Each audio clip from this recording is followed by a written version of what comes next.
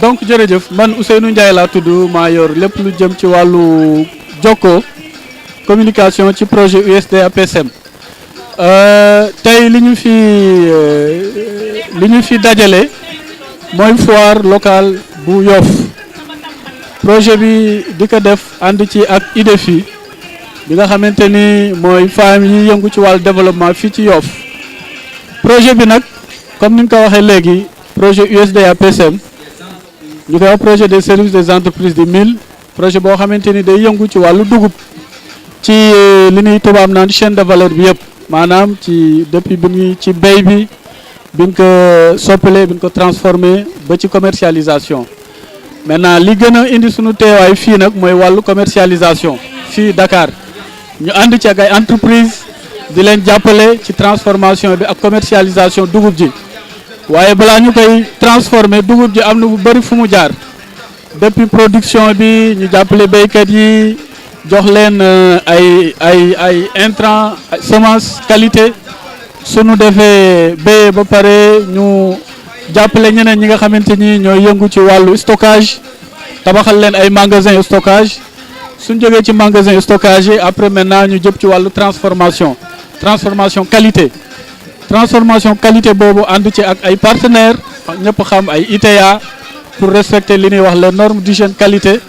buñ jógee foofu nag tey ñu ngi ci beneen maillon bi mooy commercialisation xam nañ foire ci ngay mën a wane sa liggéey moo tax tey boo gisee li nga fi gis yëpp ci produit femmes yi indi ko fi ay araw ay cere ay ak lépp loo xamante ni daal ci wàllu transformation ñu teg pour wane ko pour nit ñi gis également liggéey bu rafet bi PSM di liggéey ci wàllu surtout transformation pour yombal jaay dugub parce que sunu amee dugub bu bëri soppi wuñ ko transformé wuñ ko jaayuñu ko amul njariñ naam projet bi am na ñaari objectif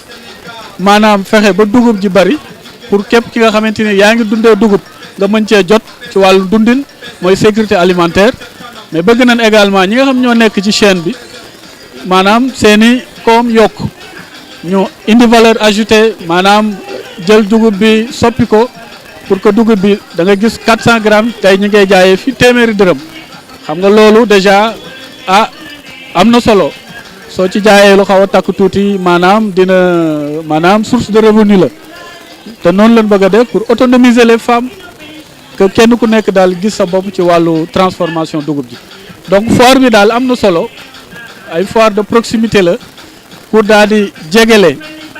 dugub ji nga xamante ni ñi ngi koy def di ko transformer ak ñi nga xamante ni ñoo koy jëfandikoo mooy nit ñi mooy ménage yi surtout à Dakar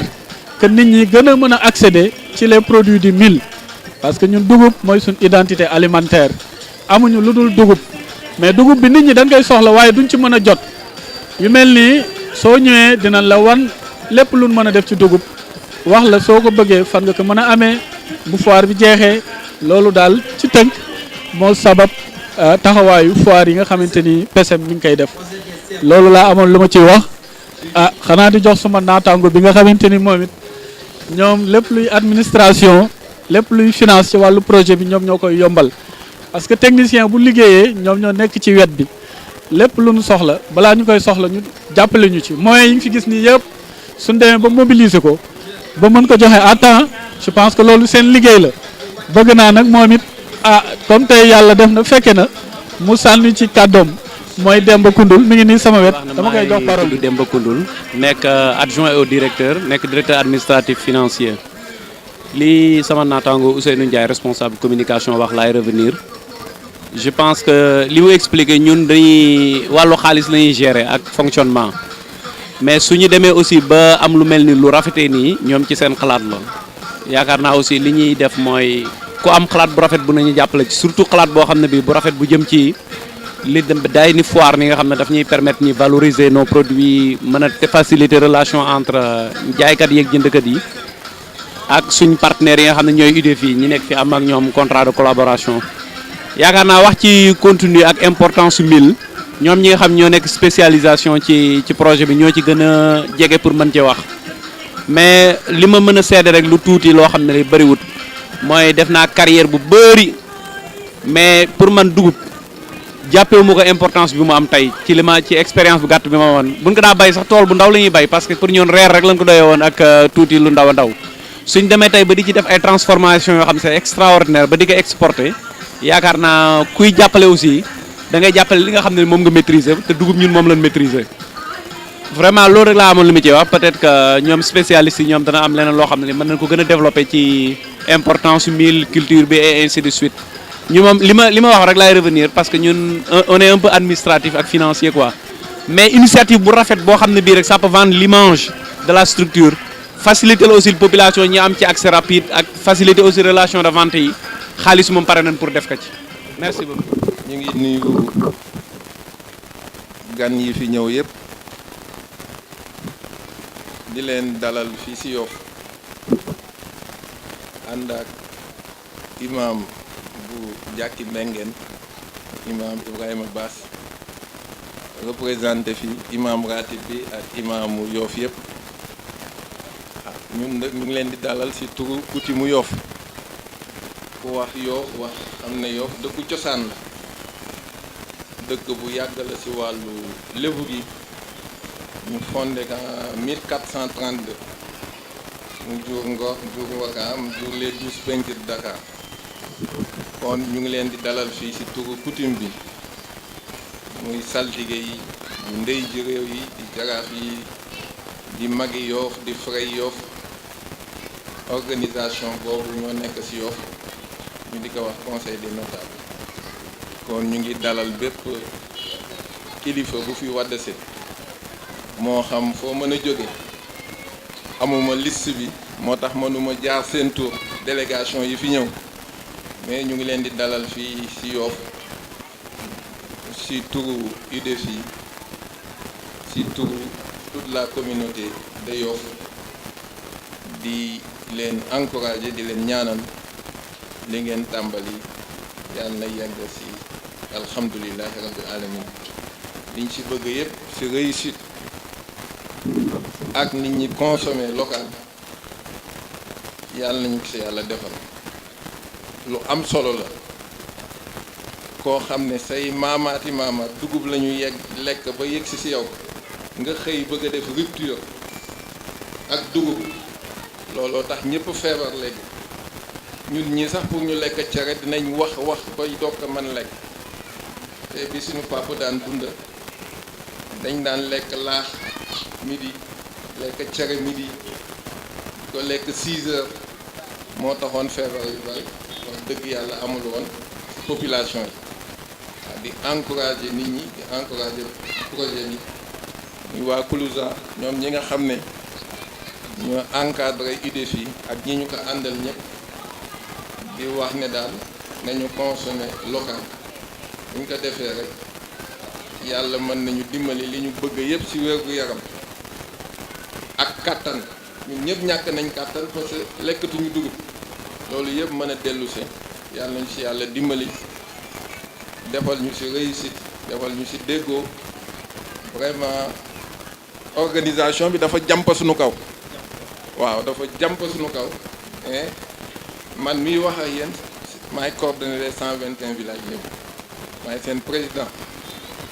di kilifa fii ci Yoff mais organisation bi dafa jàmp suñu kaw mais nekkoon dinañ fi au tout village lébu yëpp ñu ñëw fekk si ko mais yoon yemul ci benn xam naa dinañ am yeneen organisation yoo xam ne buñ ko amee lu dul Yoff sax buñ ko teelee yëg niñ ko war a yëgi dañ fexe ba ñooñu ñëpp ñoo participer si ñu ngi ñaan yàlla dolli sutura defal ñu ndam ci li ñuy def ci barke Seydina Muhammad sallallahu alayhi wa sallam di leen dalal bu baax a baax fii ci Yoff di leen wax ne seen dëkk la kii ko porté yi muy sunu soxna ñu ngi koy encouragé di ko ñaanal développement bi mu ne yàgg na ci sonn na ci bi mu koy tàmbali sax dama bañoon xam rek développement ni mu méttee waaw ma bañ durant toute une année may bañ mu dugg ci parce que dafa bari ay inconvénients bari ay xeex bari ay galgal te man kilifa laa ci dëkk bi di may ne xale yëpp yoo fu ma ne dama ne ñëpp uyu ma kon nag sama soxna buy def engagement boobu daf may engagé waale moo taxoon ma ragaloon mu dugg waaye la ma si doon ragal lu bari dal na ko si waaye ñu ngi koy encouragé ne yàlla moom ñëpp la fi nekkal ku taxaw rek te li ngay def nga dëggu si teg ka yoon boo dëggoo teg yoon li ngay def kenn mënul tere yàlla jàppale kon ñu ngi leen di encouragé di ñaan yàlla na yàlla mottali projet bi liñ si bëgg yëpp yàlla defal na ko si barke Seydina Muhammad. gannaaw ba ñu sante yàlla julli sang yi ñu ngi gërëm ñi fi teew ñëpp di rafetlu jataay bi toujours dama koy wax comme ni saltige waxee rek parce que man balaa may wax damay tàmbali ci moom ba may commencé wax na dëgg dama ko ñaanoon ndigal nekk dama bëgg jàppale sama moroomi jigéen yi nga xam ne dañu teel bàyyi l'école pour ñu jàpp ci dara balaa mu ma ci jox ndigal tegal na ma ay charte mais may sant yàlla bu baax a baax parce que ku ma encouragé la ku ma jàppale la ku ma épaulé la ku ma dooleel la ku ma fital la aussi à chaque fois saa yu may dem bay daanu rek bu ma mayaatee loxo ma jox kon dama si sant yàlla bu baax a baax di ñaan yàlla yokk promotion lu baree bari ñuy nuyu bu baax délégation ministère de la femme parce que ministère de la femme mooy suñu ministère de tutelle ñun ay jigéen la ñu jiite maay présidente union pour le développement des femmes de Yoff nekkaat en même temps présidente de la coopérative des femmes actrices de développement kon ministère de la femme mooy suñu ministère de tutelle mooy suñu partenaire numéro 1 te moom aussi xam na ko kon ñu ngi koy nuyu bu baax di dalal délégation bi mu fi yónnee ñëpp ñu ngi nuyu bu baax madame Ndeye Saly Diop Dieng nuyu leen ñu ko bu baax a baax docteur Deme directrice de la famille et des groupes vulnérables ñu ngi lay nuyu bu baax a baax di la sargal madame Thiané Dieye attachée du cabinet du ministre moom ku spécial la ci man ku baax la ci man ku ma jàppale la dafa toog ak ministre ne que madame Beck du ma ko financé benn projet na indi ñaari projet ma financé ko parce que ministre foogoon na ne man am naa financement bu yàgg malheureusement aw ma ministre ne ma amoo ma répété waat ne que aw ma mënu ko gëm mu ne ma comme benn financement lañu la ko jox léegi ñëwal ma financé la ñaari financement grâce à moom kon ma si sant yàlla bu baax a baax madame Asta Fall ñu ngi lay nuyu bu baax a baax expert économique familial madame Monique Cissé consultante madame Aïssatou Cissé consultante madame Sylvie Ndaw madame Oumy Ndiaye Kébé madame Suntu Sonko madame Mané Pen madame Abissi madame Awa Thiam xam nga lii c'est une forte délégation boo xam ne ñëw nañ fekk se seeni moroomu jigéen fekk se nañ seeni moroomu jigéen yu brave yu jàmbaare yu nekk dans le développement depuis des années te jigéen mooy mën a jàppale moroomu jigéenam te jigéen moo xam coono moroomam kon ñun ñoo war a jàppale suñu bopp nekk une force vive pour l'épanouissement du pays ñu nuyu bu baax aussi délégation docteur le président Moustapha Cissé Lo horizon 2020 muy madame Nancy Deme ak monsieur Lamine Diouf ñoom aussi ñu yëngu ci développement parce que ñun suñu approche moom approche de développement la politique de développement la ñuy politiquer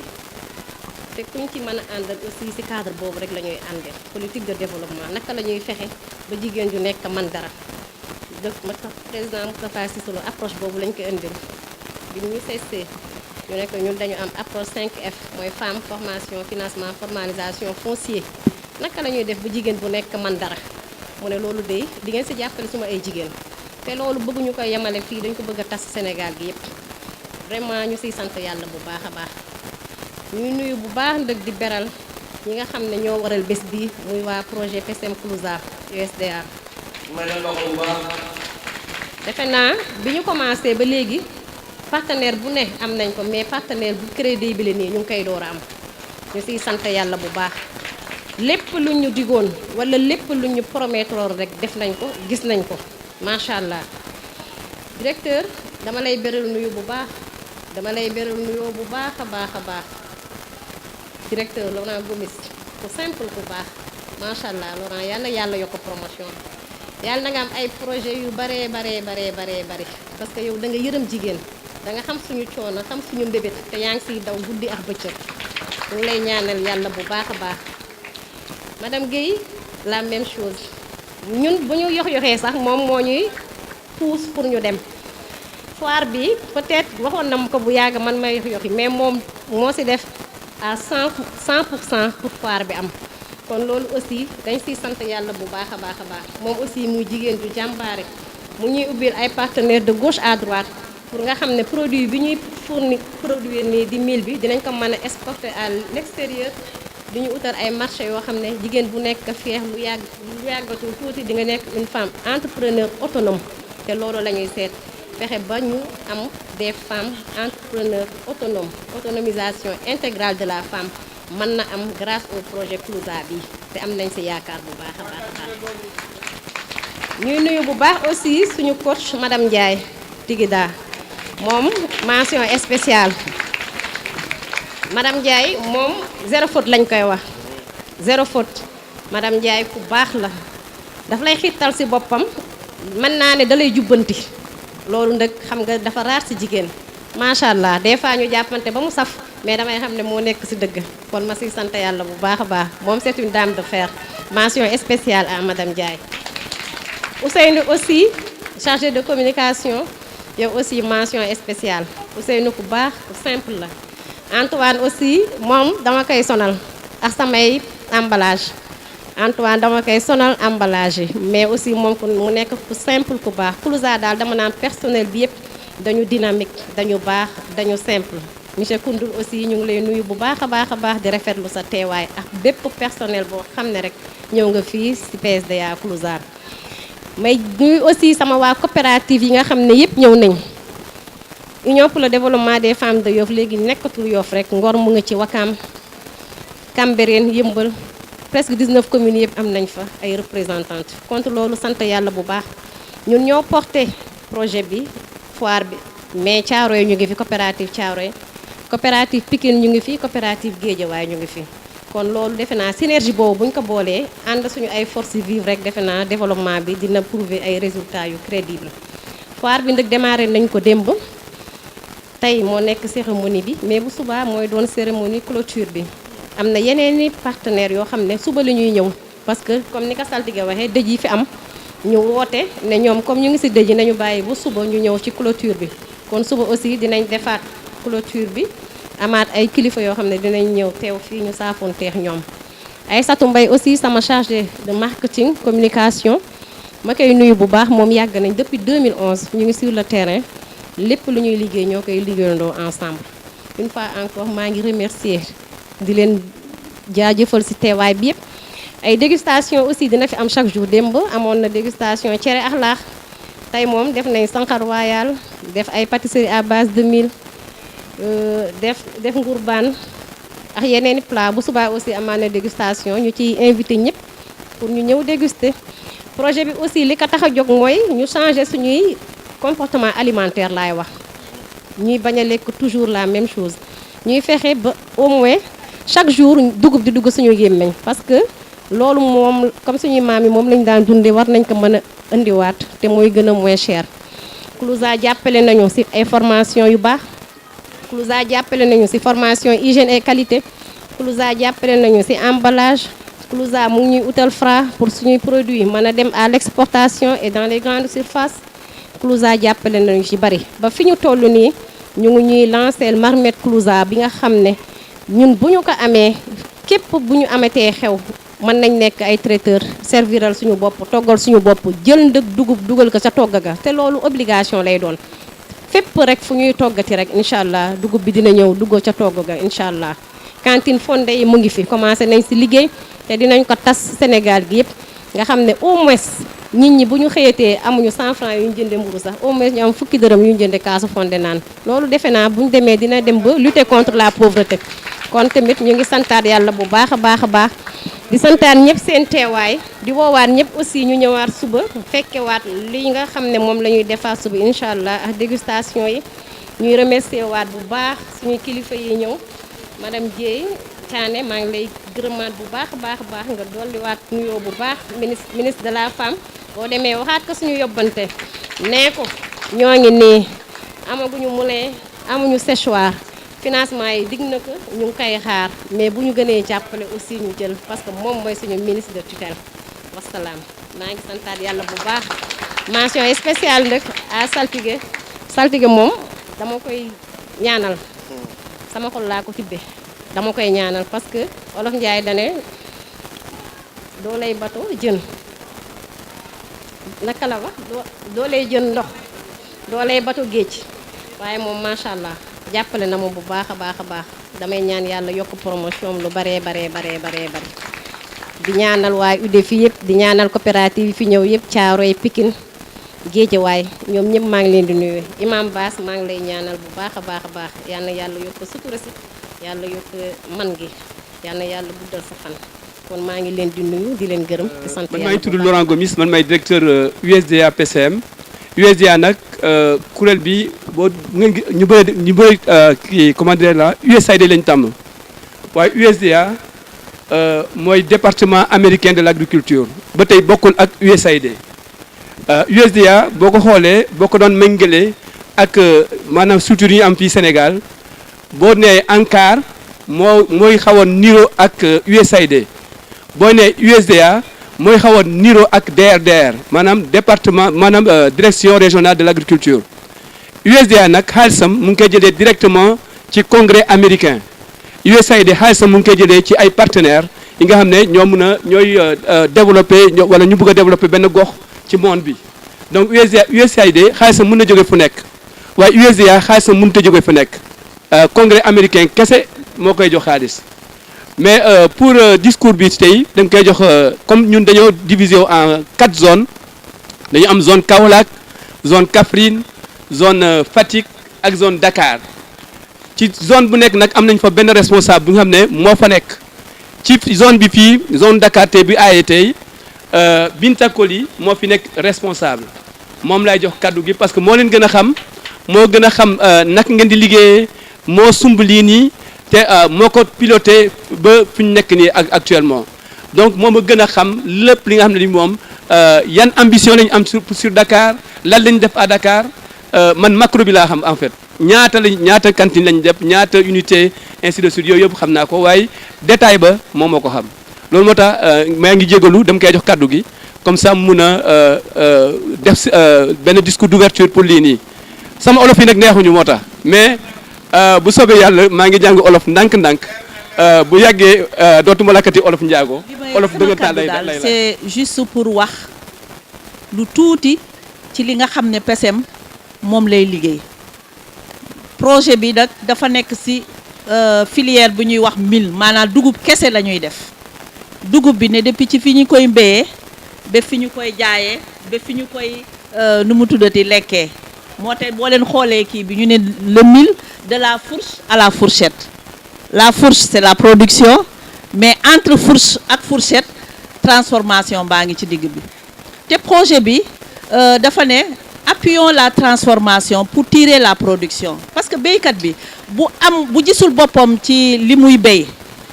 du mun a continuer béy donc loolu moo tax ñu ne nañu appuyer transformation bi ci axe transformation bi nag ñu ngi liggéey ak 141 entreprises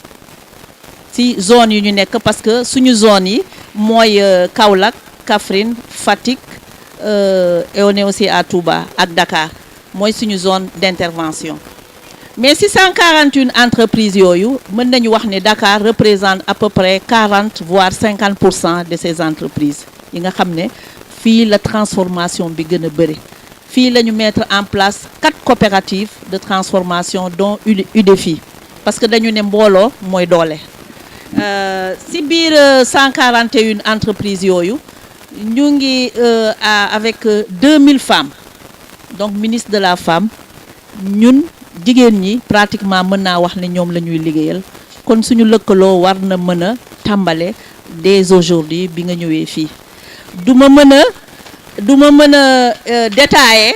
li nga xam ne moom la CLOUSA di liggéey wala suñu stratégie wala fan la ñu mën a jëm mais juste ma wax la lu tuuti leneen li moom dañuy organiser benn rencontre ñu ñëw ñu wax la CLOUSA ci lan lay liggéey nee nañu dañu fekk jigéen ñi am problème qualité du mil ñu ne donc il faut ñu trouver une solution à la qualité du mil. Qualité du mil nag ñaar la qualité dugub bi ci boppam mooy brut fi ñu koy béyee loolu réglé nañ ko avec les pôles multiservices avec les unités de pré-traitement kon ñii tey duñu sonn dañuy jël dugub rek boo xam ne set na déjà doo fi nekk di sebet ba sonn dugub bi dafa set mën nañ ko jël directement ñu def ko ay sànqal ay yooyu wala ñu liggéey bi daal day xaw a yomb. Ensuite nee nañu jigéen ñi dañuy nekk ci entreprise yi suba ba jant soow duñu toppatoo seen doom yi duñu toppatoo sax borom kër yi ndax bu ñu xëyee ñu ngay dem bu ñu wàccee ngoon ñu ngi sonn ñu ne tamit on envisage et on a testé benn unité de farine boo xam ne moom mooy traité farine bi moom mooy produire farine mën koo jox aussi nu mu tuddati jigéen ñi pour ñu mën a jël farine boobu rek sunguf si dañuy daal di togg seen kër def lépp bu ngoonee ñu dem jënd seen sunguf daal di commencer mooñ wala en tout cas defar seen cere ak yooyu defe naa ne loolu bokk na parce que ñun jigéen ñi ñaari côté la ñu ngi à la maison on doit s'occuper de l'éducation de nos enfants on doit s'occuper de nos maris bàyyi gars yi dem uti ji ñaareel kon il faut que ñu góorgóorlu ci loolu yëpp léegi ñu ne il faut également bu ñu régler problème qualité du mil war nañu régler aussi problème qualité du produit fini loolu nag ay formation rek lañ leen def mais tëbuñu rek def formation dañu jiital ITEA si suñu formation yi parce que ñoom ñoo xam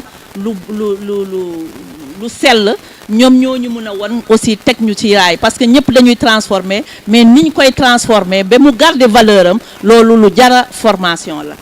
ñu ngi ci donc loolu mooy technique de formation ñu ngi ci nu mu tuddati parce que boo defaree produit bi ba pare il faut que nga emballé ko mooy emballage bi moo doon problème bu rëy ndax jigéen ñi bu ñuy jënd dañuy jënd plastique boo demee surtout l'exportation ma wax leen ni femmes yi exporté te yóbbu woon suñu emballage yi seen produit taxawul ndax emballage mooy jaay produit donc loolu tamit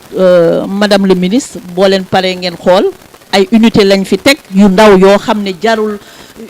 unité usine bu rëy a rëy donc lu tuuti la ordinateur la imprimante et puis du papier et de la colle c'est tout waaw on gère donc bu ñu paree ci loolu ñu ngi ci commercialisation bi nag mën li ma ciy wax mooy cantine suñu fondé yi mooy kiosque fondé yi madame parce que nee nañu consommation bi mooy tirer production mooy tirer transformation tirer production donc loolu moo tax ñu fii Dakar am nañu 18 cantines te madame Mbeng bénéficier na sax benn cantine donc du ma ci sore torop Marmite Clousa wax na ko pour ñu mën a xam ne dugub lépp li nga mën ci ceeb war nga koo mën ci dugub jën donc mooy da ngay remplacer sóor ceeb bi par dugub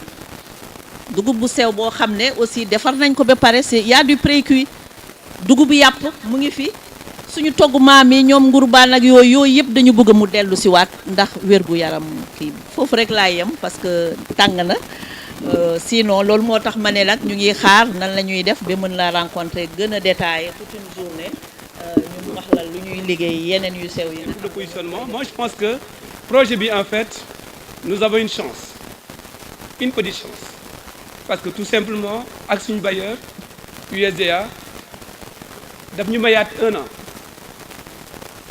donc on est là jusqu'en 2019 jusqu'en décembre 2019 chaque fois mu wax leen ne projet ñun duñu état l'état am na temps bu ko deful ren dina ko def déwén bu ko deful ci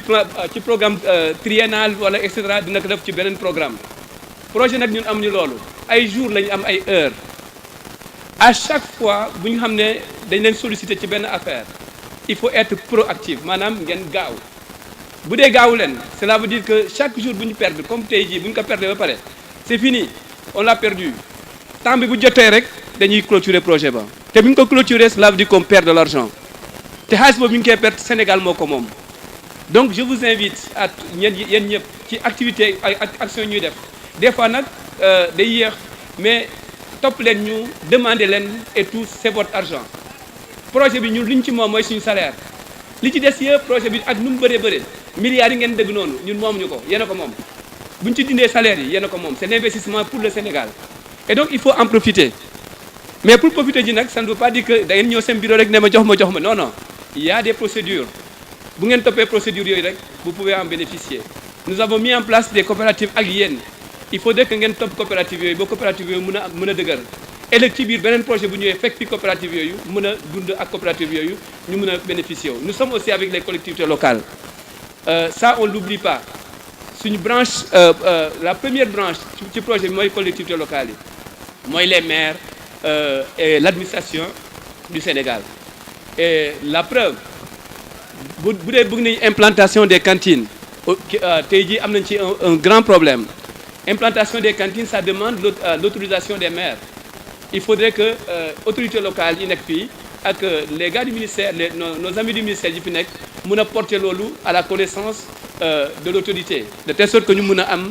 comment dire ay implantation yi facile suñu ambition nag nekk na pour defaraat 75 autres cantines mais sous forme de subvention une grosse participation maanaam képp ku bëgg a cantine yooyu da ngay participer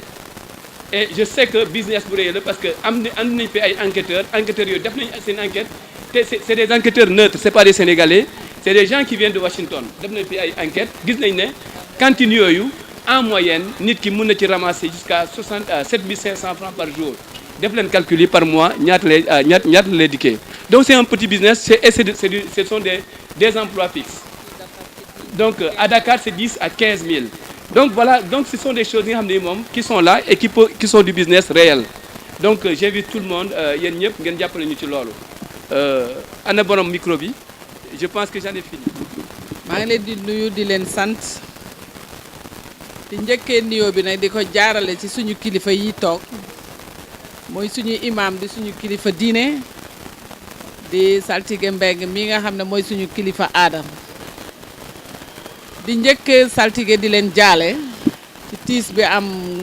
ci biir Yoff di ñaan yàlla ñi fi jóge yàlla na leen yàlla xare àjjana ñu yàgg fi ngeen yàgg fi di leen ñaanal madame Mbeng bu ma la tuddee tudd naa ñi nga xam ne mooy femme de développement ñi fi teew ñëpp madame le ministre de la femme de la famille et du genre madame Ndeye Saly Dieng Diop démb bu muy woote pour ñu teewal ko fii xelam yëpp mi ngi woon ci li ngeen di liggéey nekk ci liggéeyum président de la république moo ko fi tere teew ndax wax nga ko moo yor jigéen ñi te biñ ko joxee jigéen yi ba léegi ñëpp xam nañ ne li ci président bëggu du ne matal nañ ko mais mi ngi ci li mu def xeeb na ko mais ñun xam nañ ne mi ngi def te xalaat naa ne fi mu te ñii fi toog jigéen ñi muy jëflanteel te dénk leen liggéey bi nga xam moom lañ ko sant mu yor ko xalaat nañ ne fi mu bugg jëmee jigéen ñi ëpp na fuuf fi nga xam ne jigéen ñi xalaat nañ ne sax war nañ faa mën a ne di rafetlu seen lii ngeen def ndax lii ngeen def dafa bokk ci li nga xam ne moom mooy li nga xam ne mooy taaral jigéen li nga xam ne itam moom ci la tënku ci liggéey ak jigéen ñi ci lu bari maanaam jigéen jóge ci fa mu newoon nekk ci fi nga xam ne mooy munal boppam di jëfal boppam di dimbale boppam di dimbale borom këram di dimbale surtout njaboot bi te foog naa ci loolu ngeen taxaw yéen a ngi ci yoon partenaires yi fi toog foog naa ne ñu jara tudd lañ ñu jara sargal leen lu tax dañ fi wax lu am solo lu nga xam ne képp kuy dox ci autonomisation de la femme xam nañ ne niñ ko tegee noonu la muy lan li ñu ko tuddee sànq de la fourchette de la fourche à la fourchette comme ni ngeen ko tuddee maanaam ñu jóge ci mbéy mi mu doon mbéy mu sell ci loolu ñuy fàttali rek lu nga xam ne ci ministère de la femme la jógee muy ñaxtu bi ñu doon ñaxtu pour que jigéen ñi am accès à la terre te nga mujjee ko muy le foncier ci sa 5F yi loolu moom mën nañ ci rafetlu li nga xam ne moo génn dans le nord ci maanaam suuf bi ñuy jox ñiy béy ceeb ndax président dafa ne autonomisation dafa ne na Sénégal toog ba dootul jéggaani di jëndi ceeb ñooñu am na ay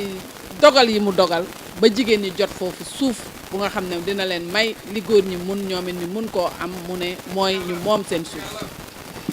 ci foncier boobu ñi ngi ciy liggéey pour jigéen ñi moom suuf yi ñuy béy ñu yaatal leen ci ndax jigéen comme ni ma ko waxee woon ci ministre Ndeye Saly nu mu ko xalaatee dafa war a jóge fa mu ne woon yokk lool ci li muy def ci transformation ñi nga xam ne moom lañ leen dénk mu nekk de qualité fa naa ne structure yi ministère yore pour jàppale ci jigéen yi ñi ngi fi bi nga xam ne mooy ëmb lépp nag mooy SENAF laay wax mu teg ci ay département ay SEDAF pour ñuy jàppale jigéen ñi ci liggéey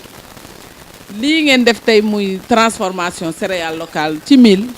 mu nga fa pâtisserie mu nga fa ak yeneen ak yeneen ak yeneen kon boog jigéen ñi ñu ngi leen di ñaan ngeen di ubbeeku itam ci yooyu nga xam ne moom la fi état bi teg jaarale ko ci ministère de la femme pour yokk seen xam-xam ci li nga xam ne moom ngeen jublu ne ci ngeen koy def am na lu nga xam ne politique bu rëy la bu nga xam ne ñi ngi koy teg ndax ba mu ñëwee dafa ne jigéen ñi comme ni ma ko waxee sànq dama bëgg ñu jógee ca li nga xam ne moo doon lu nga xam ne mooy def jàngal seen bopp ma jàppale leen ñu jàng mais ma tegaat lu ëpp loolu ñu doon ay entrepreneur lii ngeen def entreprise la ndax am na ci seen partenaires yi ku fi ne micro entreprise la yu ndaw la xalaatam yëpp mooy mu doon ay entreprise yu rëy moo tax mu teg réflexion bu rëy ñu topp ci di ci liggéey moom ak service technique am yi pour teg la stratégie nationale de l'autonomisation des femmes waxul jigéen rek daf ci boole xale yi jigéen yi muy des filles ndax ñooñu bu ñu jàngee ci at bi ñu am mu ndaw suñu màggee ñoom ñooy doon de grands entrepreneurs loolu lu am solo la te fileeg ay fan di ngeen dégg ne taxawal nañ ko président de la république d'accord na ci xalaat bi ñu ngi koy def jumtukaay yi dinañ ñëw pour ñu mun koo am ci jumtukaay yooyu madame Mbengue dinañ ko wax sa yóbbante mais li ma la mën a wax rek mooy madame le ministre matériel bi mu yore ni ngeen ko laajee ñëpp moom noonu la xalaatee ne war la leen ko mën a jox war na ne ko mën a jox ñeneen kon boog dinañ ko wax mu inscrire ko ci agenda bi nga xam ne moom lañ teg ci joxe bi bu ñu waxee affaire financement foog naa ne président Macky Sall def na fi lu kenn mësul def alal bi mu génne jox ko jigéen ñi ne dama leen di financer bañ jotee suñu indépendance ba léegi kenn mësu ko fee joxe ci président kon boog monsieur le président de la république moo njëkk sagal jigéen ci lu bari loi yi bees na ndax itam bu jigéen ñi toogee dafa baax ñu fàttaliku fan lañ jóge fan lañu politique président Macky Sall yóbbu ñu war a xoolaat fan lañ ci toll ànd ak moom ak ministre de la femme gën a xalaat fan lañu mën a tegati suñu tànk gën a yokk loolu politique gu jigéen foog naa ne ci président Macky Sall ñetti fànn la def na fi politique sociale bu wóor lépp luy santé muy wërgu yaram ndax foog naa moo jiitu ku wérul foog naa ne doo mun def lu bari jàppale na ci jigéen ñi maanaam li nga xam ne jigéen daka daa fay yu bari nee na nañu ko supporter ñun ak li nga xam ne mooy xaalis bi fi nekkoon te ma jëlee ko ci ay liggéey yu nga xam ne dañ ko fi tegoon te amalul njëriñ dëkk bi ma dugal ko fi nga xam ne moom moo gën ci population bi pour mun a indi gratuité yooyu mun nañ ci lim gratuité de la césarienne loolu sama càmmiñ yi toog xam nañ ne ku ci yóbbu woon sa soxna bu muccee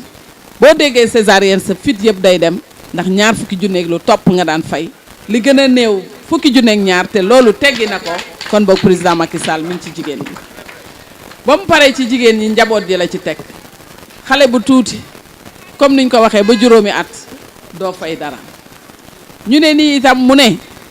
dama bëgg njaboot gi yëpp ku soxla faju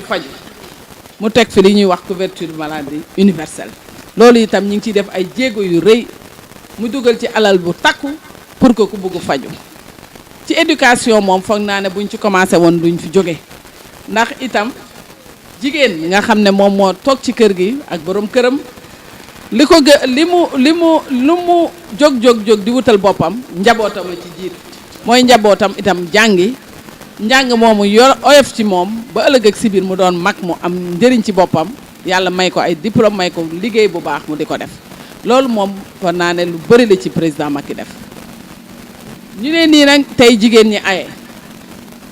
di delluwaat di félicité defaguñu tour bi mais li ñu gis dal na suñu xel ndax man mii di wax ak yéen ci femme de développement yi laa nekk kon boog lii ma seen jegeegu ma ko xam naa ne du lu tuuti muy ñi jóge Caaroy gis naa ko fii ñu jóge Pikine ñu jóge Yëmbal Cambérène su ma ci juumee ñi may lim ngeen jéggal ma xam ne ñëpp laa bëgg a wax mais li ñu ci gën a neex mooy lu bees li fi am muy innovation muy en matière de lii ngeen def tey muy emballage ndax foog naa ne jigéen ñi def développement fu ñu toogoon seen ñaxtu bi njëkkoon mooy lu ñu defar du ñu am emballage bi nga xam ne moom la ñuy laaj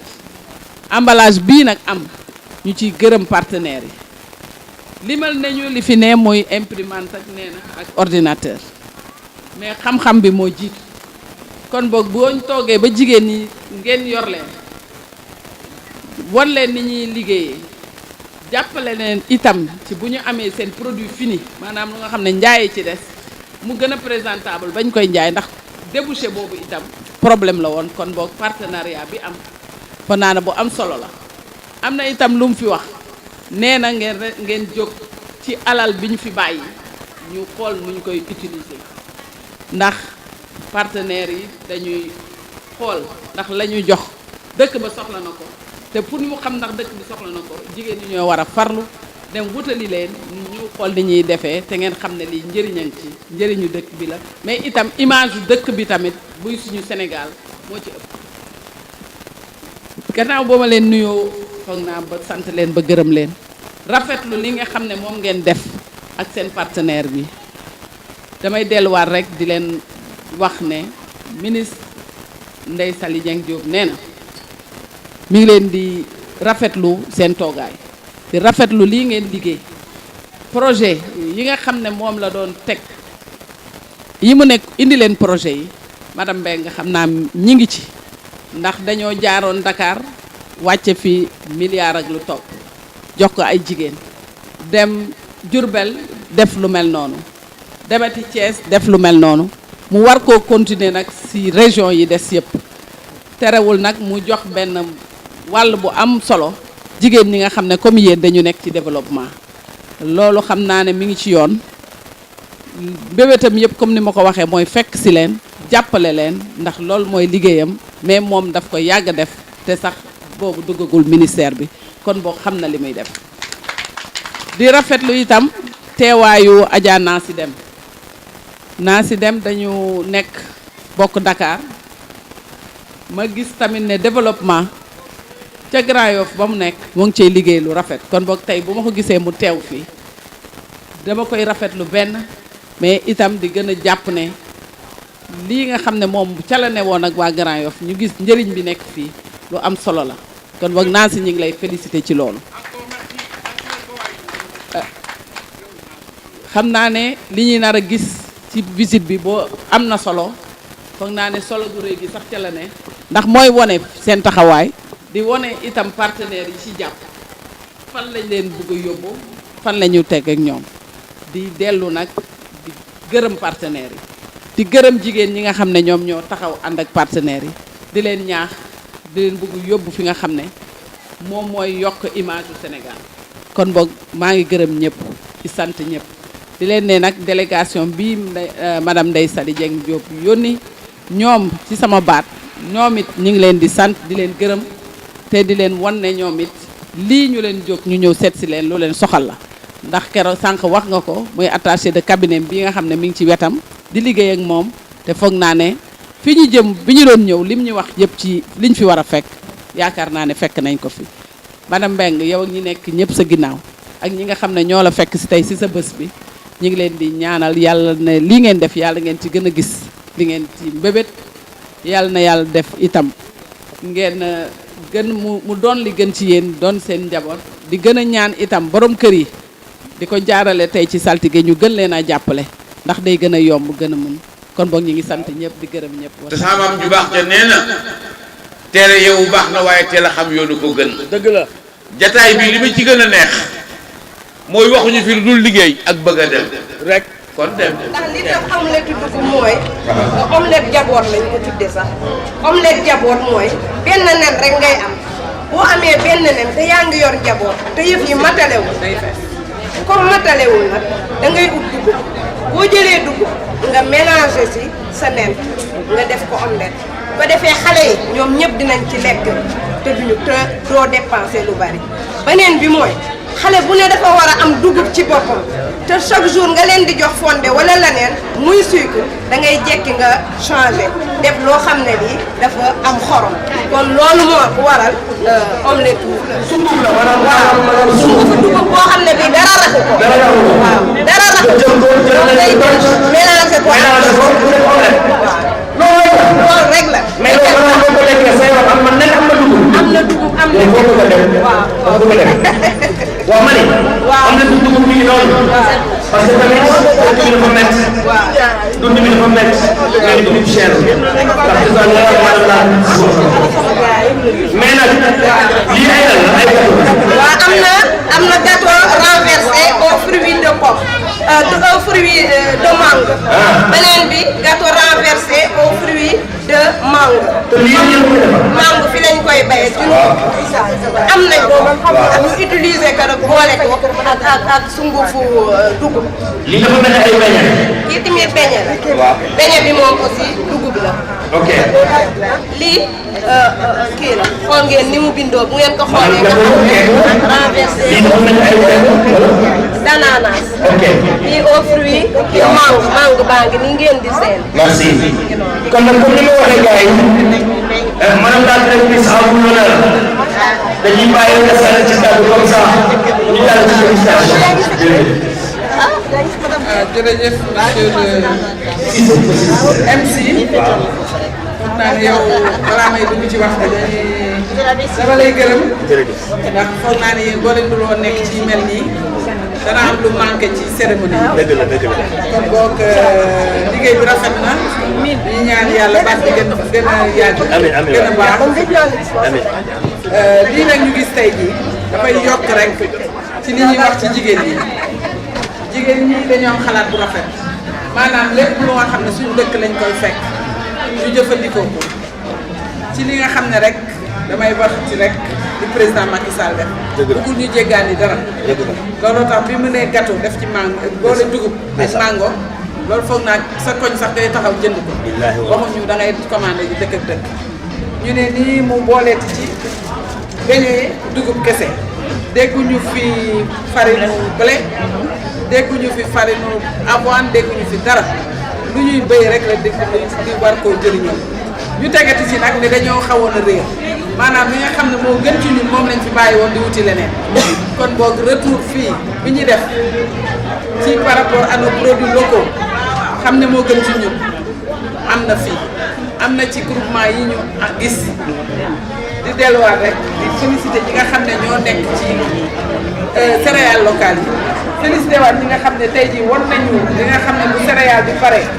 war nañ cee mën a def leneen lu nga xam ne dañ ko daan jënd ci ay pâtisserie. dëgg la. kon boobu madame ñu ngi leen di félicité lu bees li nag mooy sa omelette bi. ah man de yéen moom ñun ñëpp la bees. kon nañ ko seetaan xam fa la ñuy. soxna si nga sànni ci kàddu rek comme ça ñu gis. waaw li ma bëgg a sànni ci biir moom mooy ñun Clouza dañu jàppale ñu mettre en place lu ñuy wax marmite Clouza dans toutes nos zones d'intervention fii Dakar am nañu 4 marmites Clouza ñoo xam ne tey jii xëy na activité bi moo jàpp rek moo tey mais sinon dañu naroon a inauguré tey benn marmite Clouza boobu dañu bëgg ngeen jàpp si tey boo leen amee ay séminaire ngeen ñëw parce que ñii mën nañu liggéey mën nañu togg comme ni ma ko waxee ay dugub jën dugub yàpp ak yëpp ngurbaale yëpp yéen ña nañu war a jàppale pour ñu mën a def promotion bi di consommer du mil te dañ on compte sur vous pour ngeen mën a am ay prestations de service auprès de nos 4 Marmites Coulibas. Inch'Allah ñu ngi xaar information. dëgg la sa njaboot bu naree kii nga kii ko. tout à l'heure moom la directeur bi di wax. kon mi ngi noonu. Merci. ñu daal dañuy ñaan ñëpp ñaan. bu Thiaroye sur Mer ñun tey indi nañu ngurbaan indi nañu caagri indi nañu ngurbaan indi nañu caagri waaw suñu taxawaay ci bis bi mooy bi ginnaaw bi ñu sante yàlla julli su Seydina Mohamed ñoo ngi nuyu madame Mbengue mi nga xam ne moo organisé lii invité ji si ñu nit ñoo am ci taxawaay ak cawarte xanaa kay li si xaw a kii mooy tardement bi te embouteillage bi rek moo ñu téye ndax fi ñu jógee moo xaw a sori ah ñuy kontaan lool ci invitation bi bëggoon fee fekk madame la ministre ba mun a sansonte ak ñoom di mën a xamante ak ci boppam cosaan la te si ñun la bokk ñun te mën nga ci liggéey lu ne lépp loo xam ne ñu ngi koy jëlee bitim réew mooy ay couscous marocain di yeneen ak yeneen ñun mën nañ koo def ci suñu biir ci suñu dugub bi ba mu mel noonu ba pare lii ñu togg ñun tey yëfi maam la cosaan la loolu rek lañ ci bëggoon indi wane lan mooy njëriñu dugub xanaa ñu gën a góorgóorlu ci dugub bi ndax njëriñ rek moo ci nekk ak wér maam yi dañ daan dund lu yàgg ndax dugub bii dugub waruñu koo bàyyi ginnaaw dañ ci war a góorgóorlu bu baax a baax a baax ndax dugub dafa am njëriñ ñun lépp rek mën nañ ko cee togg ba ci ceeb lu nekk mën nañ ko cee def ñun lépp lañ ciy def ñun femme day may doole nit day rafetal yaram day weexal bët dugub loo bëgg ci santé mi ci dugub lépp lay def si nit lépp luy santé rek dugub da koy def si nit dugub moo ëpp njëriñ ci nit sama kàddu gu gërëm rek ak sant gërëm waa Kouliza bu baax a baax a baax ñoom ñi nga xam ne ñoo créé coopérative bi créé ñu Marmite Kouliza bi ma nekk ci présidente vraiment sant leen gërëm leen Antoine Gomis ak équipe am ak madame Guèye ak ñi muy ànd ak madame Ndiaye ñoom ñëpp ah ngurbaan mooy ngurbaan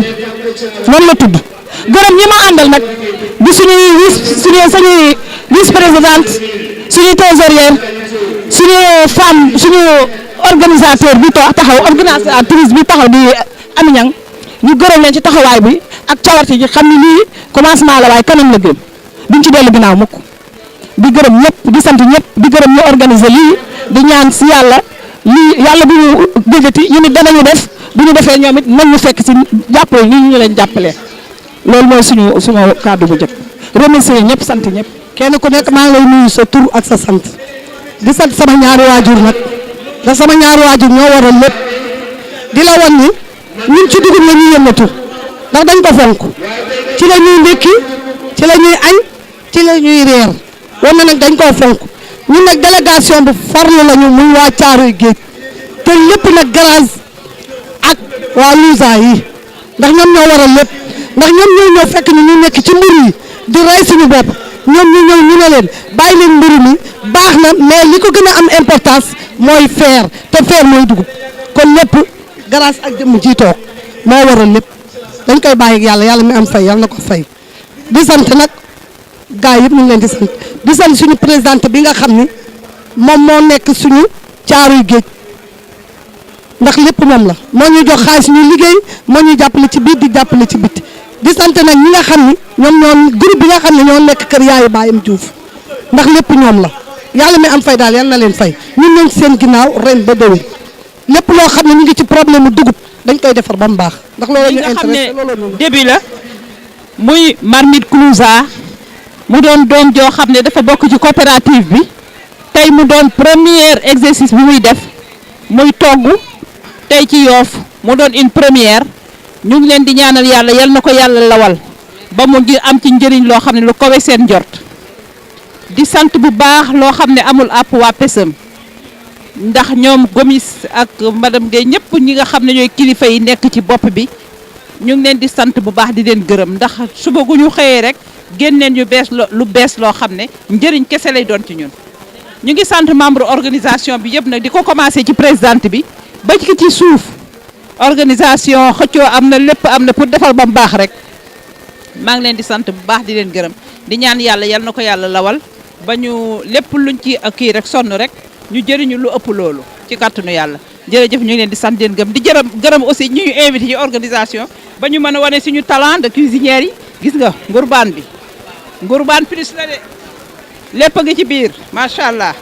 ngurbaan plus la am na lépp a ngi ci biir fruits de mer yaa ngi ci yàpp a ngi ci lépp a ngi ci ba pare ñu orné ko ba mu rafet jërëjëf nag ma passe de sala Adja ñuy présenté tey suñu ngurbaan bi dugub bi ñu permettre nag ñu togg ngurbaan tey il faut ñu wax efficacité am grâce à PSM Clouza nga xam ne dafay valoriser le mil nga xam ne dafa ñëw pour valoriser le mil parce que bu njëkk suñu maam yi xamuñu woon lan moo nekk njëriñu dugub dañu yaakaar ne dugub cere la ak laax kese mais ak grâce à PSM Clouza nga xam ne dafa commencé comme niñ koy waxee de la fourche à la fourchette accompagner baykat bi tànnal ko jiw bu baax utal ko tool bu baax di ko suivre ba dugub bi ñor ba ñu récolté ko mu di ko suivre ba ñu ñëw egsi ci ñun ñu transformé ko ba tey ñu togg ci suñu ngurbaan bii kon jaajëf PSM Clouza ñu installé fi nag la marmite Clouza bi nag nga xam ne dugub moo ko tax a jóg kon nag dañuy sant yàlla bu baax a baax a baax bëgg nag sénégalais yëpp xam njëriñu dugub di lekk dugub parce que am na yeneen alimentation yi ñuy jëlee ci bitim réew dugub moo ko gën a riche moo ko gën a baax kon nag ngurbaan baa ngi nii comme ni ko sama naataangoo yi waxee base bi dugub la baax na si yaram baax na ci siburu surtout période nawet bi ñu nekk parce que am na fruits de mer am na yëpp macha allah ñu ngi gërëm ñëpp di gërëm suñu coach bii nag di Gomis xam ne lu njëg njaagate mooy njaag jàppale na jigéen bëgg na jigéen jëm kanam gëm boppam la consommation locale. donc mbooloo mi ñu ngi leen di nuyu ku si nekk sa tur ak sa sant ñun GIE Thiaroye-sur-Mer ñoo ñëwoon fii si exposition bi ñu présenté waale suñu produit yi ñu jot a def ngurbaan bi jàll na bii mooy caakiri bi comme céréale locale bi ñuy yëngatoo léegi lii ñoo ngi ko defaree suñu bopp lépp luñ ciy defar tamit si Sénégal ji lañ ko defee ñoo ngi ko defaree soo bi ñun ñoo ko woyalal suñu bopp ñoo defar suñu caakiri bopp di defar yëpp dañ koy defar si cérémonie yi commande ak yëpp même GP yi nekk à l'extérieur yëpp tamit ku ci soxla boo ñu commandé ñun tamit ñu defaral la waaw soo bi comme dañoo jël meew ñu woyalal suñu bopp defaral lépp suñu bopp meewu vitale bi ñu defaree fii moom lañ ko jëlee après ñu woyalal suñu bopp caakiri bi dugub la ñu jël defaral suñu bopp wal soq mooñ araw tay def yëpp delloo ko suñu defar yëpp daal suñu bopp waaw comme céréale locale la ñu yëngatu ñun li jaaxaluñu daal